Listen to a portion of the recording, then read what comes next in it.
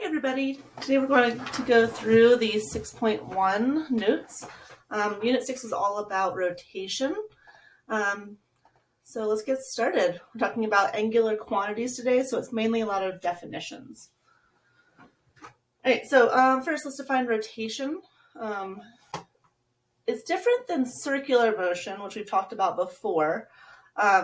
In rotation, the entire object rotates about an internal axis. So, example would be a bike wheel. The whole thing is turning about some axis point in the middle.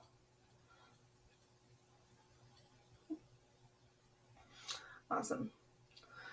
And that middle part is the axis. We're going to talk about specifically rigid body motion, and that's where all parts of a system or object move together and don't change shape.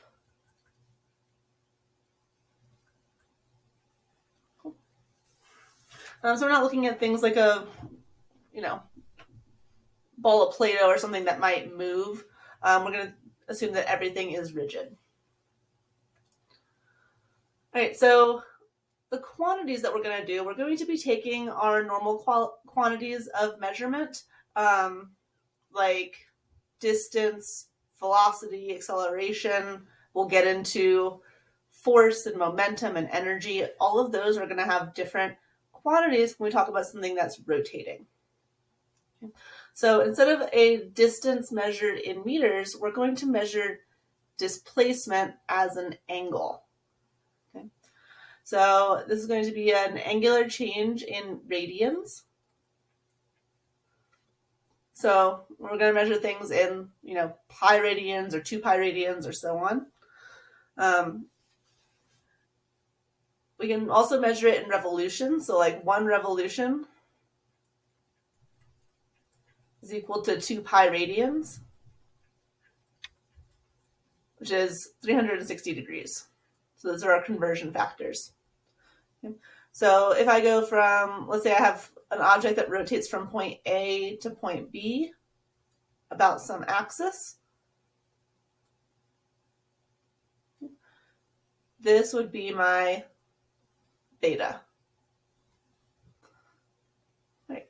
Another thing we can measure is arc length. So arc length is taking that angular displacement and giving it a more linear quantity.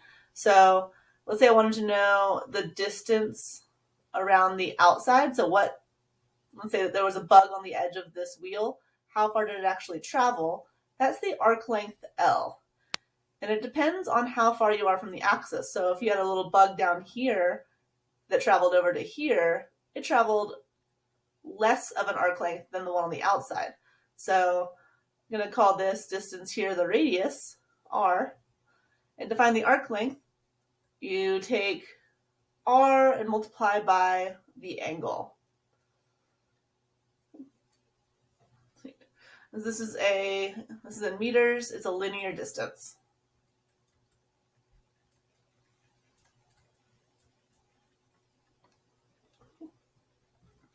And just to where this came from, let's say you made 1 full revolution, you went around 2 pi radians, that theta would be 2 pi, and we're multiplying that by the radius. Does that look like a familiar formula? It is, it's the circumference. So that's just a special arc length for an angle of 2 pi.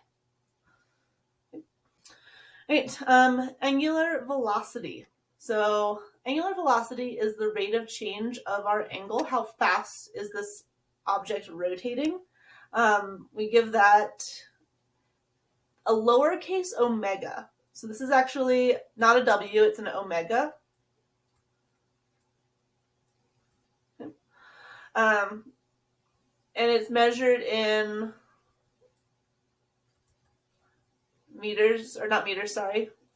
radians per second. If we have something that's moving at a constant rate, we'll talk about things that are accelerating later. but at a constant rate, our angular velocity is going to be our change in angle over change in time. And that's going to be when we're not accelerating.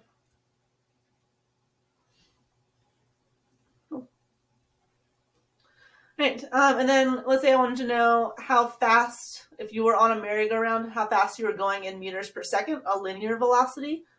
What we can do is we can find that. Same way we can find arc length, we just take the radius and multiply by our angular quantity. So the further you are away from the center, the faster you're gonna go. Imagine if you were on like that merry-go-round at the park. If you're standing right here, the axis, you're spinning around pretty fast, but you're not like moving very fast. Whereas on the outside, you'd be moving real fast. It's a lot harder to hold on. Okay, let's go through some examples. Okay. We have a cylinder that makes 13 revolutions and travels 7.1 meters across the floor. So I've got a cylinder here, and it's starting here and traveling 13 revolutions. You can use a capital N for revolutions, and it travels 7.1 meters. What is the diameter of this cylinder? Cool. So I can figure out the angle that we've traveled through by multiplying 13 by 2 pi.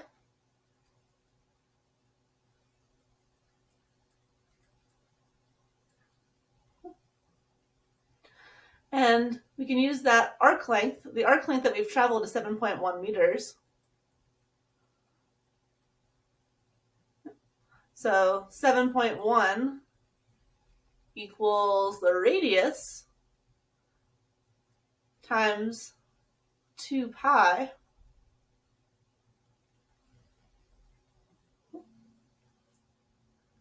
times 13. Sorry. Awesome. Cool. I'm looking for the diameter. The diameter is just equal to 2 times the radius. So this right here, this 2 times the radius, I'm going to replace that with the diameter. Then that's times 13 pi equals 7.1. Divide that out, and our diameter is 0.17 meters. Next example, a point on a wheel travels a linear distance of that big number. That's our arc length. The diameter of the wheel is 0.54 meters. How many revolutions did the wheel make? All right, so again, let's use our equation up here. L equals R times theta.